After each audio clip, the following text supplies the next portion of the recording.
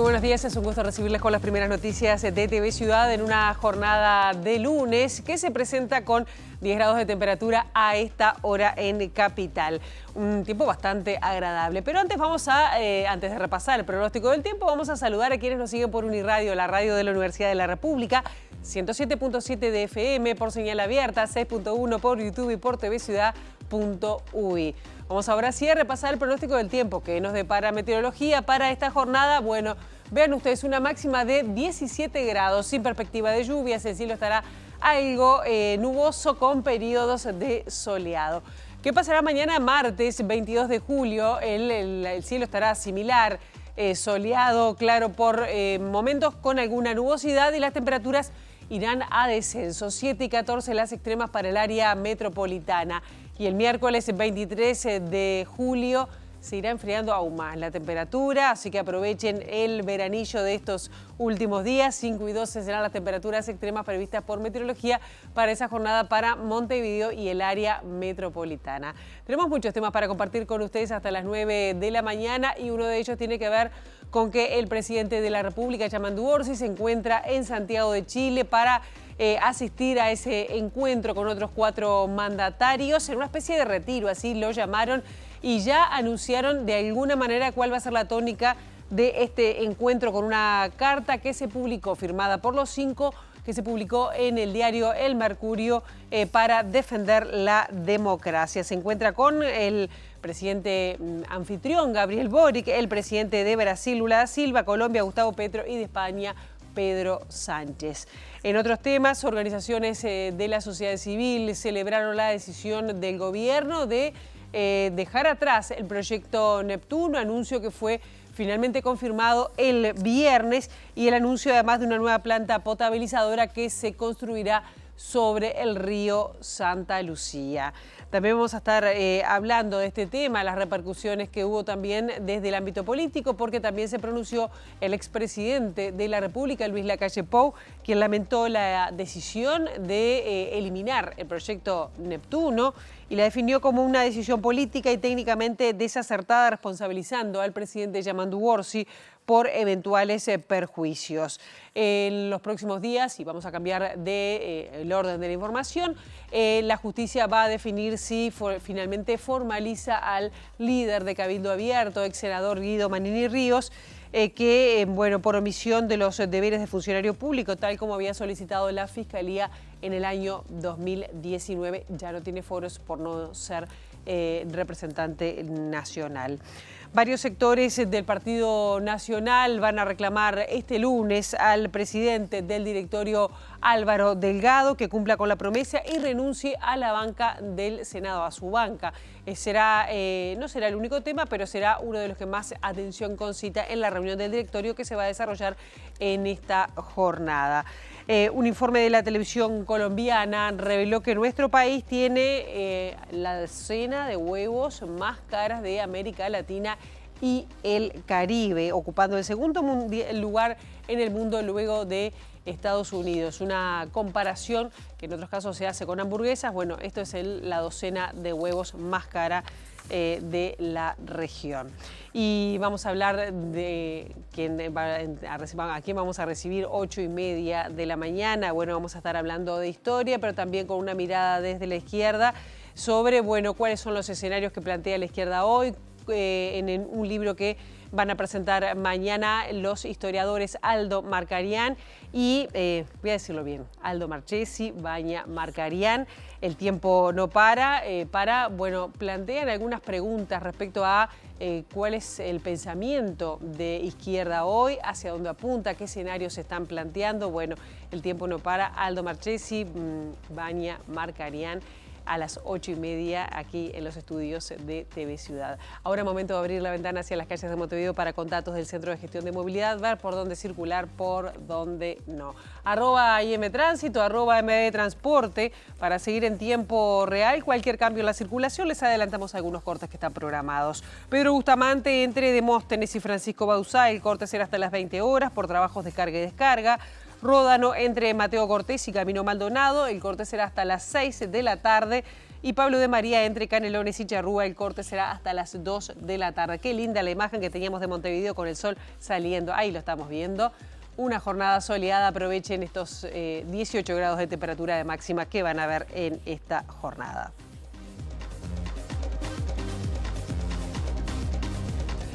El presidente de la República, Yamandú Orsi, viajó a Santiago ayer. Ya se encuentra en la capital de Chile para participar de un encuentro con los otros mandatarios del país anfitrión, Gabriel Boric, los de Brasil, Lula da Silva, Colombia, Gustavo Petro, y España, Pedro Sánchez. Junto al presidente Orsi van a participar el secretario de la Presidencia, Alejandro Sánchez, y el ministro de Relaciones Exteriores, Mario Lubetkin. Además de la reunión entre los mandatarios, está previsto un encuentro con representantes de los medios de comunicación, la academia y la sociedad civil. Una carta publicada por los mandatarios expresa que defender la democracia exige condenar las derivas autoritarias y a la vez hablar en positivo, proponiendo reformas estructurales para enfrentar la desigualdad.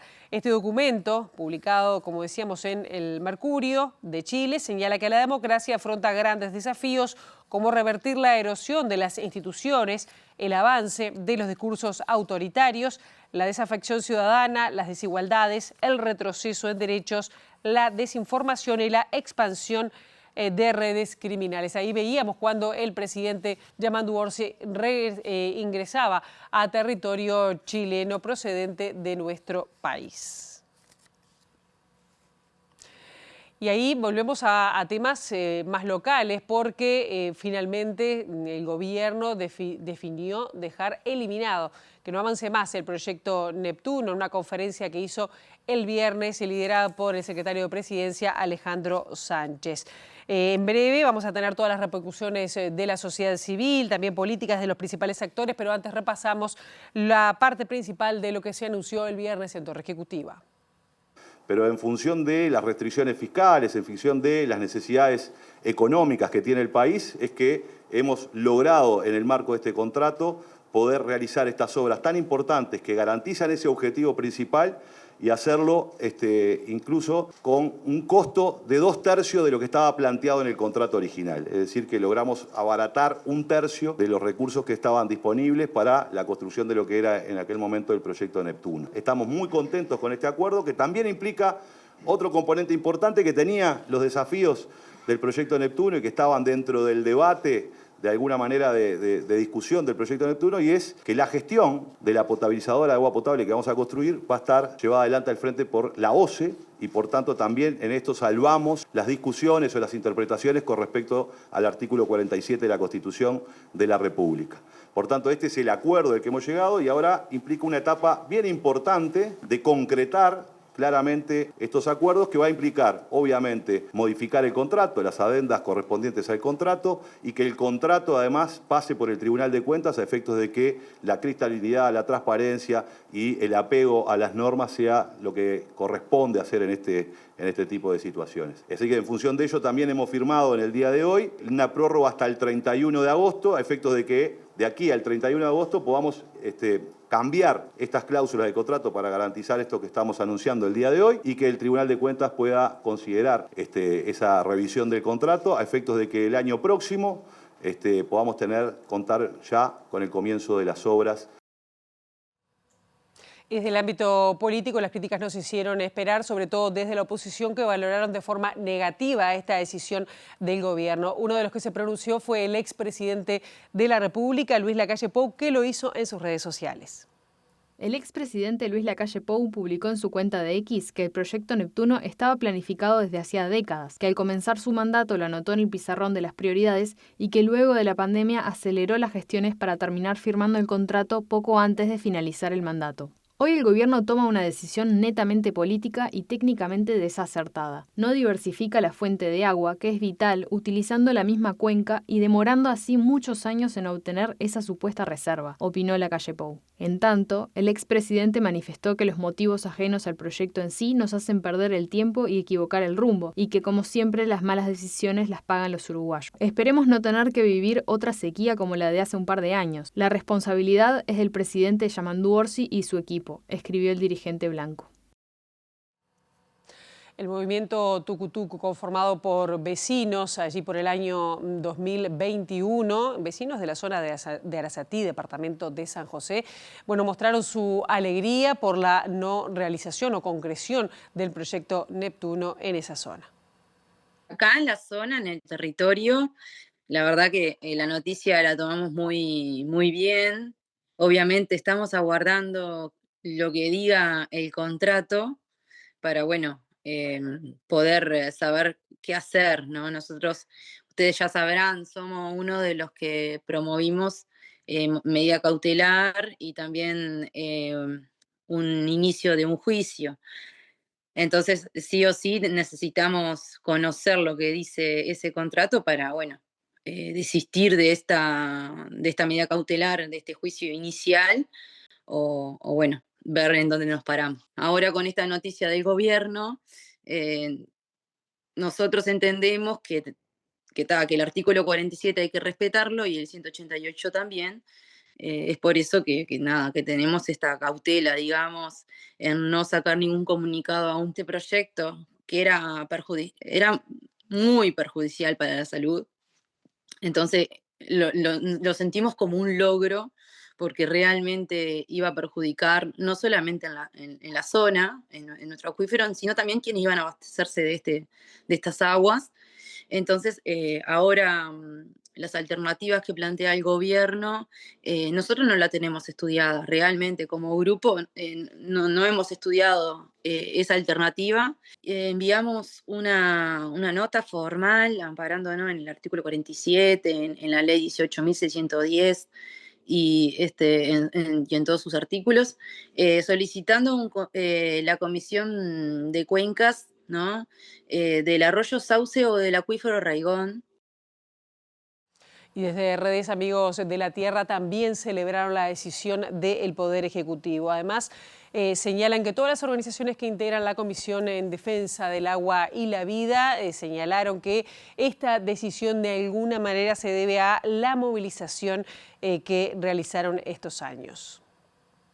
Primero, bueno, la lucha paga, como dicen muchos, y para nosotros estamos muy contentos. O sea, realmente tirar Neptuno, que se hayan escuchado todos los argumentos, que toda la movilización social, a la academia, a la Universidad de la República, y que, bueno, tengamos sentido común en entender que el Río de la Plata no es una fuente de agua para consumo humano, para nosotros, bueno, es una muy buena noticia. Esto ha sido realmente una experiencia porque bueno, acá muchos pusieron el cuerpo, las horas, las ganas y es un gran triunfo de la movilización popular y de la organización social. Estamos esperando ansiosamente que se abran los espacios de participación que todavía no se han abierto en este gobierno y el gobierno anterior los había dejado absolutamente hace más de 2 años que no se convocan porque entendemos que todo esto que ocurrió, bueno, ahora tiene que pasar por los espacios de participación, tenemos que tener conocimiento de qué implican estas obras, de qué son, entendemos que volver a mirar el río Santa Lucía y abandonar el río de la Plata como fuente de agua potable es muy importante porque es lo que afirmamos y lo que defendimos durante todos estos años, que la audiencia lo entienda. Esto nos impacta a todos. No vamos a tener en nuestras canillas agua como tuvimos en la crisis hídrica, que era lo que iba a implicar tener Neptuno construida. Y otra de las partes que se había opuesto al proyecto Neptuno y que mostró conformidad respecto a su paralización es de parte de la Federación de Funcionarios de OCE. Su presidente, Carlos La Rosa, de todos modos se mostró cauteloso respecto a las negociaciones que se realizan con el consorcio privado sobre la nueva ubicación de la planta potabilizadora. Una de las expectativas es que se puedan crear políticas estatales o políticas nacionales de agua que trasciendan a los gobiernos.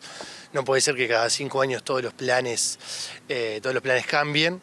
Las obras que se anunciaron son obras que estaban previstas de acá al 2035, al 2045. Hay que reforzar el suministro de agua en el área metropolitana, pero también en todo el país. Entonces necesitamos que estos proyectos tengan viabilidad más allá del gobierno de turno. En cuanto a las obras que sí impulsará el gobierno, como la construcción de la represa en Casupá y de las nuevas potabilizadoras, La Rosa comentó que esperarán a analizar los proyectos en mayor profundidad cuando haya más detalles. Bueno, no tenemos la información en profundidad, tenemos los titulares, queremos analizarlos. Son proyectos que sí estaban previstos en otros planes, como te dije, a futuro, pero mientras se cumpla lo que es el artículo 47 de la Constitución de la República, que no sea una privatización y que se cumplan también el llamado de las comisiones de Cuenca para darle participación y también voz a la ciudadanía, nosotros no tenemos mayores discrepancias por ahora con esos proyectos. Estamos en estos días en una lucha presupuestal, se va el presupuesto de 12 horas el 31 de julio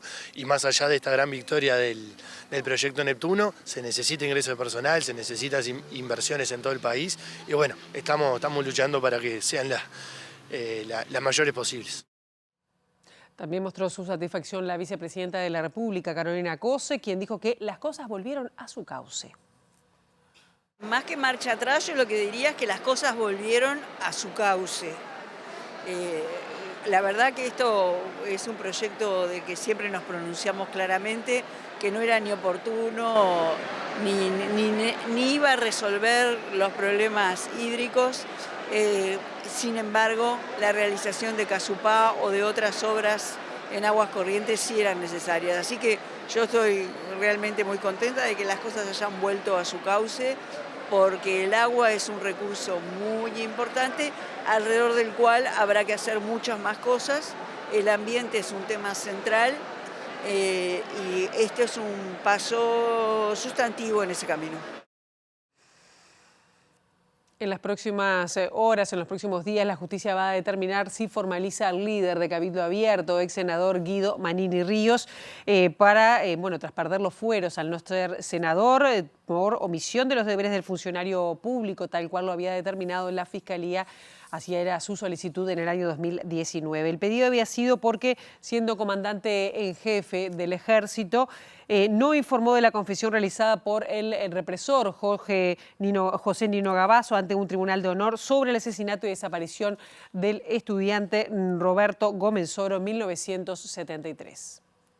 En septiembre de 2019, el fiscal Rodrigo Morosoli imputó al precandidato presidencial de Cabildo Abierto, Guido Manini Ríos, por el delito de omisión de los deberes del funcionario público, por no denunciar la confesión del represor José Gavazo sobre el asesinato del estudiante y militante tupamaro Roberto Gómez Soro en marzo de 1973. Gavazo había reconocido ante un tribunal de honor que lo habían secuestrado y trasladado al batallón de artillería 1 y que una mañana apareció muerto, según dijo, y que por orden superior se deshizo del cuerpo arrojándolo al río con peso para que no flotara. Las conclusiones del tribunal de honor fueron informadas al comandante en jefe del ejército, que por entonces era Manini Ríos, quien tenía la obligación de denunciar el crimen, pero no lo hizo. En marzo de 2019 el observador reveló esta omisión y días después Manini fue cesado en el cargo por el expresidente Tabaré Vázquez. Ese mismo mes se fundó Cabildo Abierto y Manini se convirtió en su principal referente. Hizo campaña prometiendo que si era electo renunciaría a los fueros para responder ante la justicia porque no tenía nada que ocultar.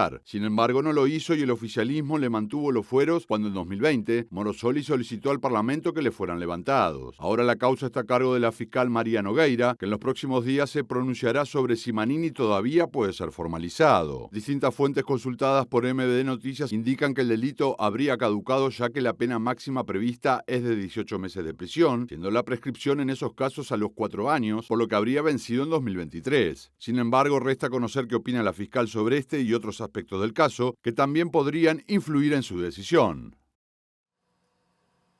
Vamos a hablar ahora de las tasas de interés al consumo que están vigentes en el mercado uruguayo. Hay algunas que superan el 100% de intereses en varios casos y la mínima del mercado es de 30%. Una página web creada por académicos de la Facultad de Ciencias Sociales permite acceder a información comparada y verificar que en España, por ejemplo, la tasa promedio de interés es de 7%. En Chile es de 25%. La financiera Crédito de la Casa es la que tiene las tasas de interés más altas del mercado con 132% de máxima y 70,6% de mínima. Le siguen Pronto, Pago Después, ACAC y Crédito Naranja con 123% de máxima y 67% de mínima.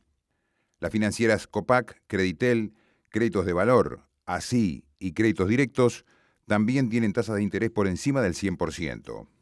Fuserep y República Microfinanzas, en tanto, tienen una tasa de interés máxima de 99%, OCA de 95% y el banco con tasas de interés más alto es Santander, con una mínima y máxima ubicada en el 85%. En tanto, el banco Heritage es el que tiene la menor tasa de interés anual en crédito al consumo en pesos, con el 30%, seguido del Banco República, con una máxima también de 30% y una mínima de 29%, anda con una tasa máxima de 56% y mínima de 31%, y el banco BBVA con una tasa del 36%. La publicidad engañosa y la falta de transparencia en el mercado de crédito al consumo nos preocupan, indicaron desde sus cuentas de la red social X, el Departamento de Economía y la Unidad de Métodos y Acceso a Datos de la Facultad de Ciencias Sociales de la Universidad de la República. Crearon una página web con información útil para quienes piensan obtener un crédito. En esa página se puede acceder a varias pestañas. Una de las principales es la tabla con tasas mínimas y máximas de interés. Arriba las que cobran menos tasa máxima de interés y las de abajo las que cobran los montos superiores. Las tasas publicadas no incluyen IVA y gastos administrativos y que varían, por lo que recomiendan ingresar a la web de las instituciones para conocer esas informaciones, a las que también se puede acceder a través de esta página. La Cámara de Diputados justamente trabaja en una iniciativa, en un proyecto de ley para limitar, por un lado, estas prácticas abusivas, estos intereses abusivos al consumo y, por otro lado, también aliviar la situación que viven muchas familias endeudadas en nuestro país. La iniciativa busca atacar un problema endémico, según explicó el diputado Frente Amplista, Pablo Intamuso, y aseguró que todo el sistema político está de acuerdo en que hay que trabajar en este tema. Estamos hablando de un proyecto que su intención es solucionar un problema endémico de la sociedad que tiene que ver con el endeudamiento de las familias en Uruguay. Hay 1 millón de personas en el clearing, hoy por hoy, y bueno, es un poco retomar lo que en algún periodo anterior se quiso legislar, se trabajó sobre el tema, no se llegó a una solución. El proyecto de ley tiene básicamente 3 bloques, uno que fija las tasas de interés, eliminando la usura. Un segundo bloque que plantea una reestructura de las deudas actuales para que la gente pueda volver a tomar crédito. Y un tercer bloque que tiene que ver con medidas profilácticas de prevención para que la gente sepa y esté informada de sus derechos a la hora de tomar un crédito. El Departamento de Economía de la Facultad de Ciencias Sociales, que asiduamente lo que hace es publicar justamente las tasas de interés. Y cuando uno observa lo que son las tasas de interés para préstamos al consumo de los uruguayos, uno se da cuenta los niveles de intereses abusivos que se están cobrando hoy por hoy por esos préstamos. Las tasas realmente tienen diferencias impresionantes. Ahí podemos ver en esa información que hay casas de créditos financieras que están cobrando hasta 150% de interés y hay, por ejemplo, la del Banco República, que es la referencia, que está en 30 y pico. O sea que eso es lo que publicamos con respecto a esto. El proyecto ha tomado estado parlamentario, se está trabajando en la comisión. Ya empezamos a recibir delegaciones y bueno, la idea es avanzar para poder legislar. Todo el sistema político hoy está en consonancia de que hay que trabajar sobre el tema. Y 2 de las docentes que justamente trabajaron en este tema del Departamento de Economía y también de la Unidad de Datos de la Facultad de Ciencias Sociales comentaron cuál era la intención que tenían con esta página. Lo que nosotros intentamos hacer es, bueno, automatizar un poco la recogida de datos para que pudiera ser más ágil y demás y tener más seguido si había algún salto, si no. Tratamos de incorporar toda la cantidad de bancos y financieras posibles y nada más lo que hacemos es entrar a las páginas de cada institución y tomar lo que cada una de ellas tiene publicado. Que creemos que, bueno, que el mercado del crédito en Uruguay está en un equilibrio con tasas demasiado altas, ¿no? Incluso, digamos, y particularmente nos preocupa mucho las tasas que son arriba del 100%, ¿no?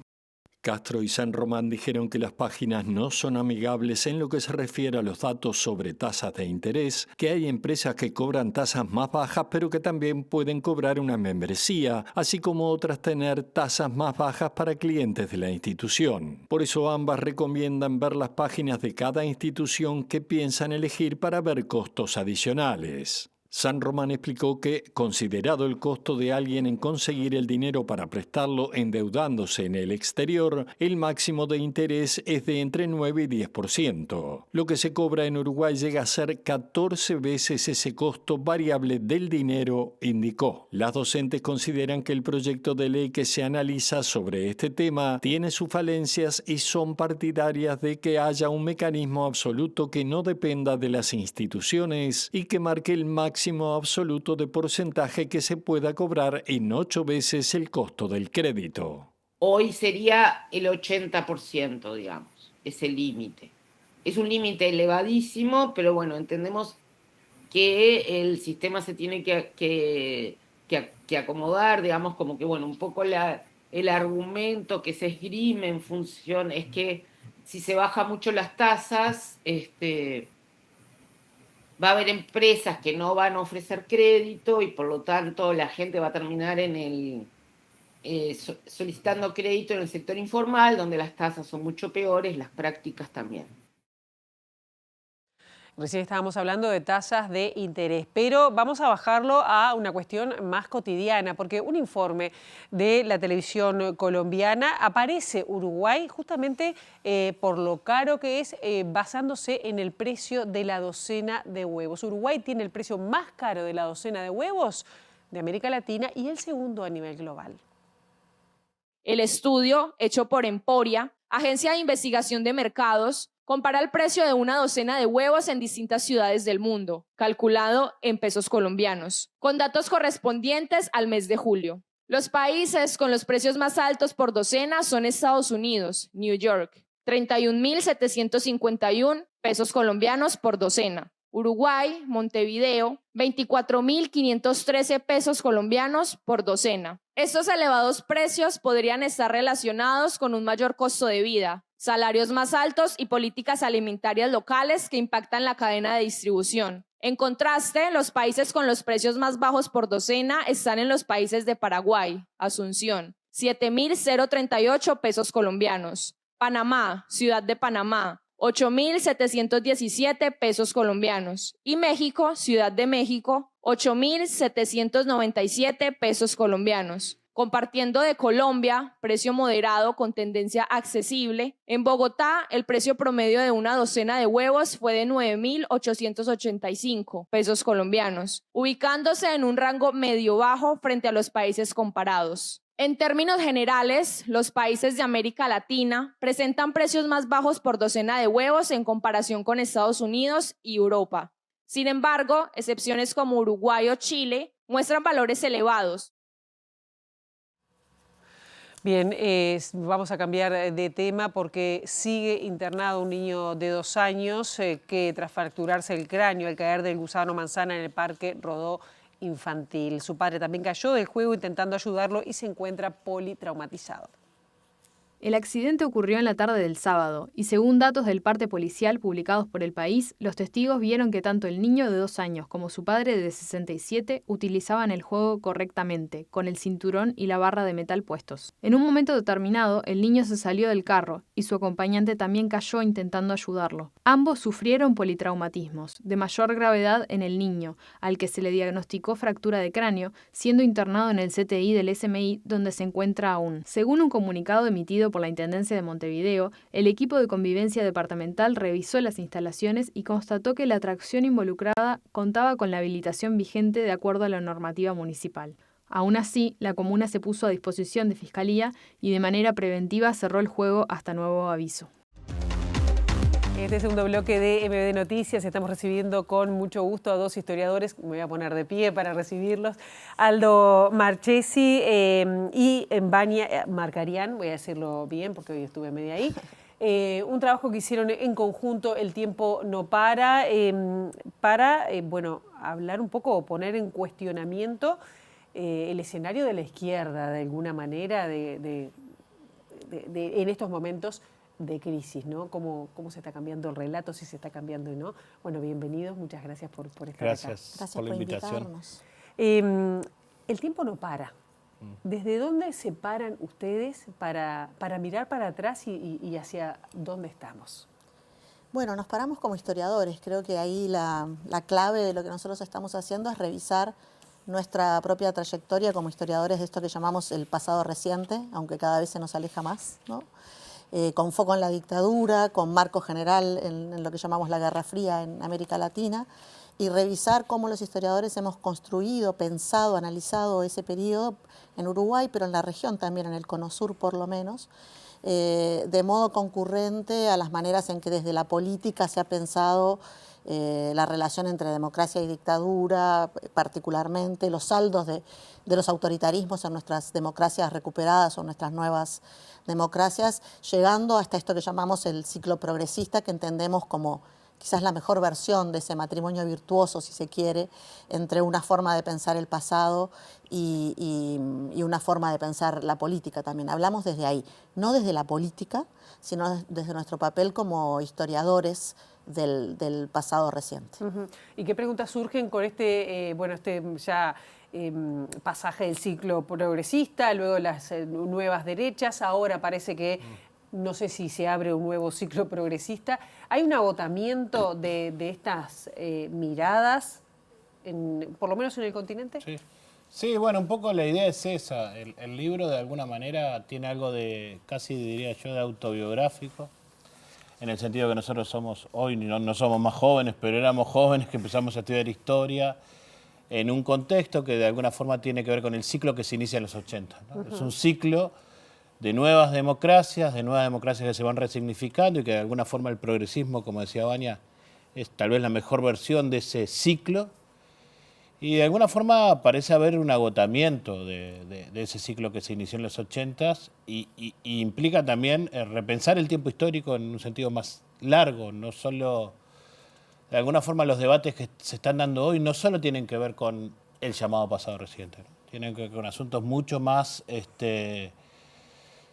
estructurales de las historias de las sociedades latinoamericanas y podríamos decir de las sociedades en el mundo, y gran parte de los temas que se están discutiendo hoy remiten a temporalidades mucho más amplias. No es solo discutir qué pasó en los 60, qué pasó en los 70, sino bueno, qué pasó en el siglo XIX y XX con la justicia social, qué pasa con el problema de la igualdad, qué pasa con el problema del ambiente, qué pasa con grandes asuntos que implican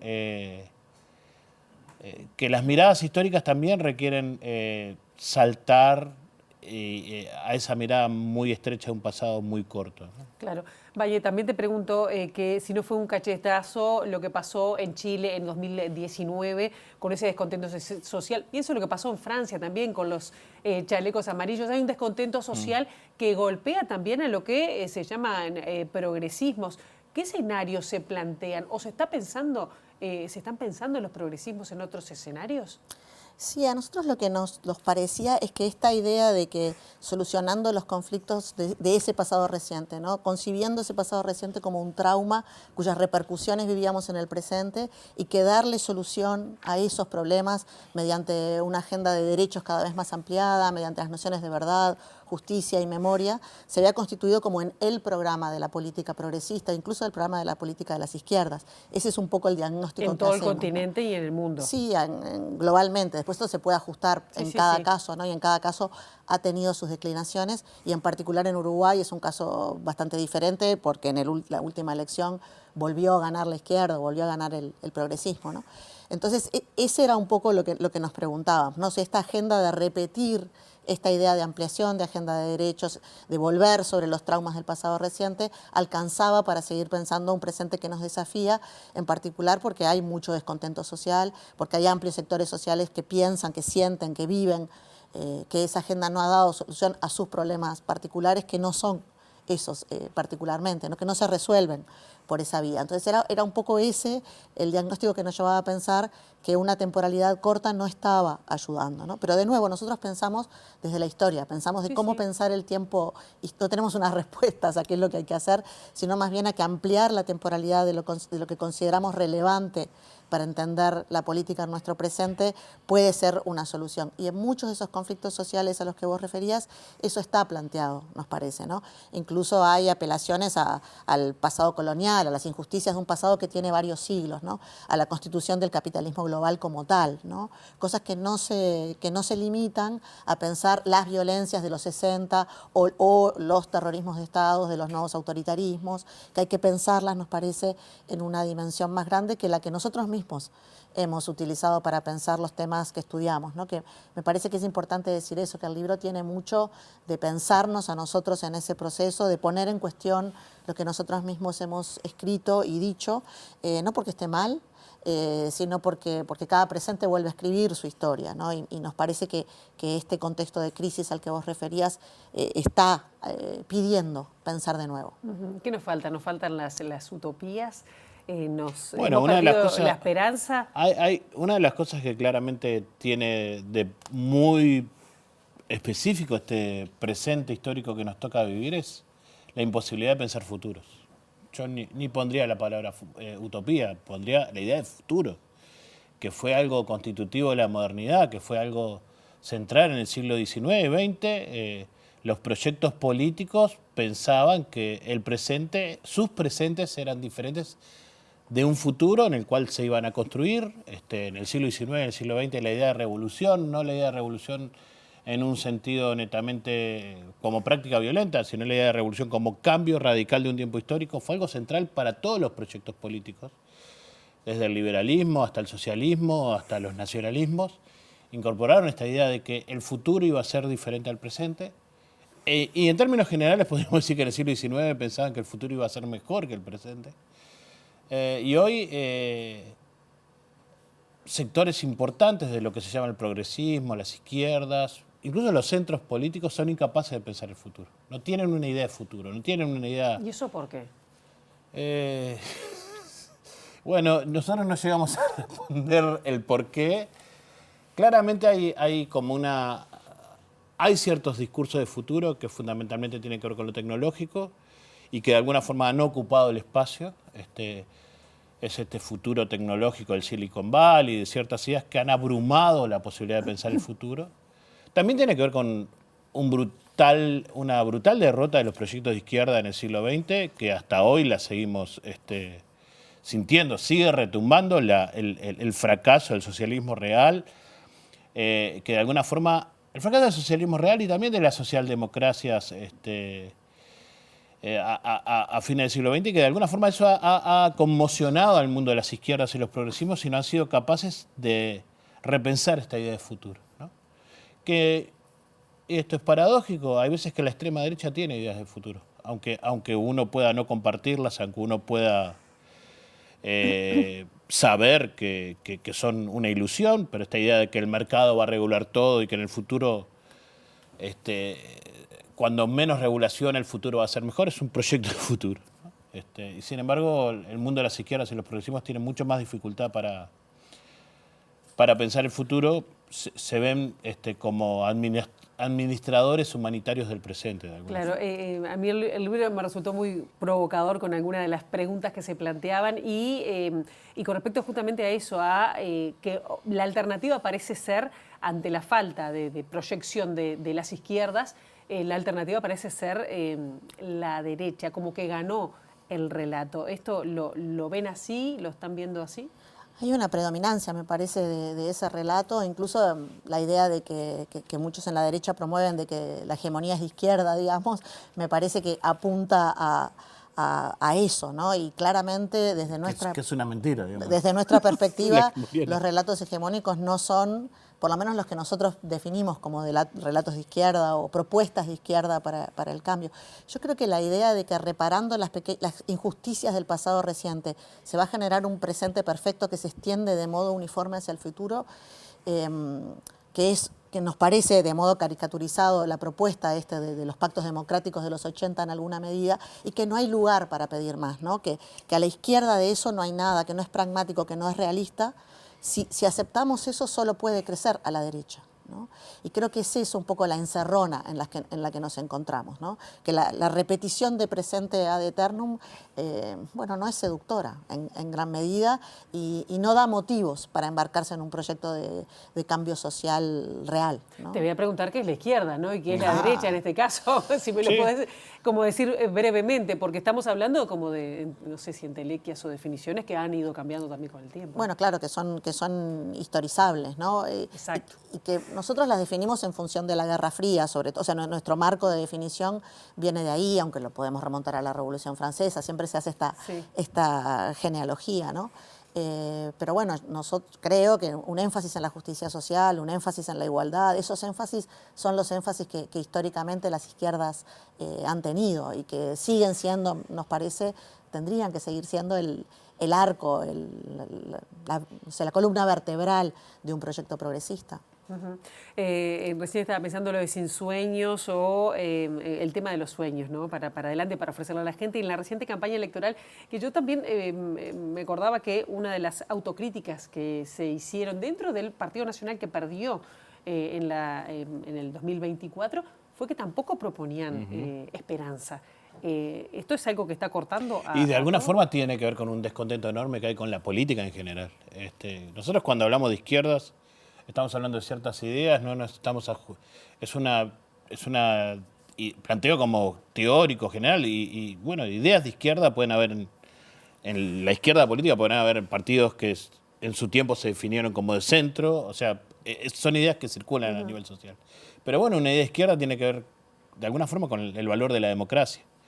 Y hay un creciente, en todas partes del mundo, un creciente descontento con la democracia, y tiene que ver con esto, con la posibilidad de que la democracia como régimen político esté asociado a ideas esperanzadoras acerca de la mejora del bienestar de las personas. Y ese problema no solo lo van a tener las izquierdas políticas progresistas, sino la tienen los partidos de centro y de centro-derecha incluso, ¿no? Que de alguna forma muchas veces han sido arrasados por las extremas derechas en varios otros lugares de América Latina. Y justamente de esto también les quiero preguntar, porque en estos momentos en Santiago de Chile están reunidos 5 presidentes. Se había planteado como una especie de retiro, pero es un encuentro como muy significativo para, bueno, no sé si decirlo, los gobiernos progresistas de la región, también Pedro Sánchez de España, estamos hablando de Chile, de Colombia, Brasil y Uruguay. Defendiendo la democracia. Esto se enmarca en esta cuestión de que hay que reafirmar la democracia, la lucha contra las desigualdades, pero con gobiernos que claramente también han sido atacados, pienso en el caso de España, ¿no? Que tienen claros, digamos, investigaciones judiciales por casos de corrupción. ¿Cómo se enmarca esto? ¿Es tratar de sacar la nariz para proponer otra cosa? Y bueno, hay algo de sensación de sitiamiento, de alguna forma, en términos generales, estos proyectos progresistas se sienten relativamente sitiados en este momento, pero creo yo que ahí como que la clave y la dificultad también es en no pensar únicamente en la defensa de la democracia en un sentido genérico o una estrategia meramente defensiva. Hay que mostrar que efectivamente la democracia puede vincularse a la vida de la gente, puede vincularse a cambios reales en la vida de la gente. Y es tal vez una de las dificultades mayores que, por ejemplo, en el caso de América del Sur están teniendo los progresismos, ¿no?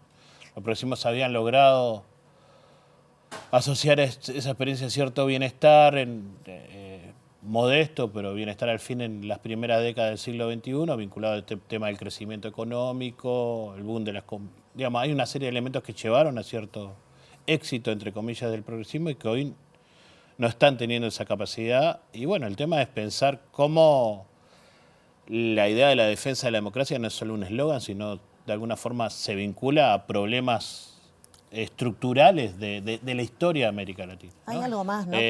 Sí. La idea de que, bueno, América Latina es esto que tantas veces se repite, es el continente más desigual del mundo. O sea, hay asuntos que ¿Y Uruguay cómo está que con eso? trasciende Y la con esto historia de tenemos los que cerrar. progresismos. Yo creo que hay algo más que quería decir, que es el papel de Estados Unidos, ¿no? En este momento, ni que hablar. la política delirante de Estados Unidos también hace que me parece que estos gobiernos, como el reacomodo de los BRICS, todo esto que se ha intentado de generar un polo que tenga otras ideas. Ahí me parece que el papel de Lula a nivel de la región, pero a nivel global, es un líder que ha intentado eso, ¿no? Posicionar a la región en contraposición a unas políticas del imperio o del poder predominante en el mundo y particularmente en América Latina, que ahora, además de todo, suenan delirantes, donde hay que ver cómo se vuelve a armar el panorama, ¿no? Cuánto se puede uno oponer, cuánto dialogar, cuánto... Perdón, y eso implica recuperar la historia en una temporalidad amplia, no pensar estas últimas décadas de los 90 para acá, sino de alguna forma lo de Trump vuelve a poner en cuestión temas como imperio, colonialismo. La idea de América Latina como una idea política potente. No podemos agotar todo el tema. Mañana es la presentación del libro El tiempo no para, que va a hacerse en la Sociedad Urbana de Villa Dolores, ¿no? A las 18:30. Baña, Aldo, muchísimas gracias por estos minutos. Gracias. Muchas gracias. Los esperamos. Por favor. Y nosotros ahora nos vamos a exteriores y estamos recibiendo con muchísimo gusto a nuestra compañera Abril Mederos. Abril, ¿qué novedades? Gracias, Pilar. Buen día para ti. Sí, estamos en la sede de la Asociación de Funcionarios de CASMU de cara a lo que es la previa de la reunión que van a mantener con las autoridades del Ministerio de Trabajo y Seguridad Social. A las 13 horas van a estar siendo recibidos por la directora nacional de Trabajo, Marcela Barrios, a razón de los reclamos por un empeoramiento de lo que son las relaciones entre la empresa y los trabajadores. Para hablar sobre esto estamos con el dirigente de AFCAFMU, Ariel Irigoitia. Gracias por estos minutos. Bueno, ¿cuáles son los reclamos en concreto? ¿Cuál es la situación? Bueno, primero que nada, buenos días. Una importante sorpresa y agradable de que estén aquí. Bueno, el tema de los reclamos viene con el incumplimiento que está teniendo la empresa de los acuerdos firmados con los trabajadores en el marco del Ministerio de Trabajo, y eso ha ido recrudeciendo. Por lo tanto, la última Asamblea General facultó al Consejo Directivo a tomar medidas. Dentro de ellas fue la del paro del 7 de julio, donde hicimos un paro de 24 horas con una olla y una movilización y volantear la puerta del CASMU. Tenemos otras medidas planteadas, pero esperamos tener la reunión del día de hoy. Esperamos que sea auspiciosa, apostamos a ello, apostamos al diálogo, por lo tanto, esperemos que tanto en la reunión que tuvimos con la ministra de Salud Pública como la que vamos a tener el día de hoy, esperemos que los ministerios hagan las gestiones pertinentes y ese llamado de atención a las autoridades del CASMU de que en el medio de prácticamente a un mes de que tengan elecciones no tiene mucho sentido tener este agravamiento en el conflicto con los trabajadores. ¿En qué consiste ese agravamiento del conflicto? ¿Qué es lo que está haciendo la empresa que los ha perjudicado? Bueno, primero no respetando el sindicato. Eso implica que en las negociaciones que tenemos tratan de hacer o traer la situación hacia los trabajadores, a enfrentarnos con los compañeros de la FUS, en el cual cuando dice que solamente va a cumplir los acuerdos que están firmados con la FUS y no los que están firmados en forma bipartita con ASCASMU. Eso es uno de los primeros mensajes que dejó la empresa. Y el segundo, que independientemente de que hayan dicho eso, empezó a no respetar los acuerdos firmados, donde estaba la FUS también. Así que eso implica, primero, el desconocimiento de ASCASMU y segundo, el desconocimiento a toda la organización sindical de los trabajadores de la salud. Ustedes hablan de que estos acuerdos que se están violando presuntamente afectarían a eventuales despidos arbitrarios. ¿Por qué? Bueno, tenemos el convenio asistencial en la parte de medicación. Nosotros los trabajadores de la salud tenemos, por acuerdo del Consejo de Salario, X cantidad de medicación. En el convenio asistencial firmado en septiembre del año pasado, aumentó a 25, de 15 que teníamos aumentó a 25.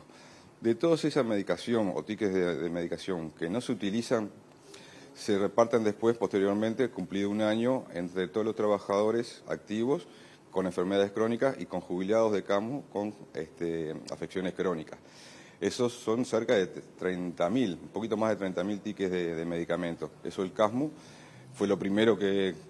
Primero fue no respetar al sindicato, segundo fue esto, y lo tercero, que fue prácticamente a fines de junio, fue no respetar el acuerdo de sumario. Eso implica que, si bien hay un reglamento de funcionarios en el cual se aplican las sanciones o lo que fuera, después cuando hay una aplicación del despido, siempre había el acuerdo de sumario, un sumario administrativo en el cual... uno tenía derecho o garantías el trabajador de poder defenderse. Bueno, eso el CASMU literalmente también no lo va a respetar, y eso es lo que abre la posibilidad de los despidos arbitrarios, porque ahí la empresa, si bien la empresa tiene facultades, pero del acuerdo sumario implicaba que la empresa tenía que mostrar información o los elementos, y uno podía tener un abogado o un representante sindical para defenderse de su derecho. Pues bien, eso el CASMU lo ha sacado arriba de la mesa, y eso, como dije anteriormente, abre las puertas a despido como tuvimos en el año 22. Y no vemos, realmente no lo vemos, de que toda esta situación, a un mes, como lo dije anteriormente, de las elecciones que tiene la empresa, no está bueno que tenga la fiesta en paz y no meter a los trabajadores en el medio y generar toda esta preocupación, porque esto también implica a los usuarios. Por lo tanto, vemos este camino que está tomando la empresa en una situación que, aparte de lo que hablábamos anteriormente, el Ministerio de Salud Pública, a través de la ley el periodo pasado, tenía que presentar un plan de reestructura. El plan de reestructura no fue aprobado. Nosotros esperábamos en la reunión que tuvimos con la ministra que nos diera un poco de información, si bien había unos plazos que tenía que el CASMU responder, pero bueno, vemos eso también con preocupación, ya que lo que se votó el año pasado, del dinero que aparte el CASMU ya recibió, y encima el plan de reestructura que habla de la gestión de la empresa, no fue aprobado por el Ministerio. Bueno, vemos ese detalle con suma preocupación. Muchas gracias. La palabra del dirigente de AFCASMU, Ariel Irigoitia, de cara a la reunión que mantendrán con las autoridades del Ministerio de Trabajo este mediodía. Muchísimas gracias, Abril, por esta información que seguramente estaremos actualizando en las siguientes ediciones de MBD Noticias. Ahora quedan en compañía de Ciudad Viva, la actualización informativa a las 13, a las 18:30, y nosotros volvemos mañana con mucho gusto a las 8 aquí en el primer noticiero de TV Ciudad. Pasen bien.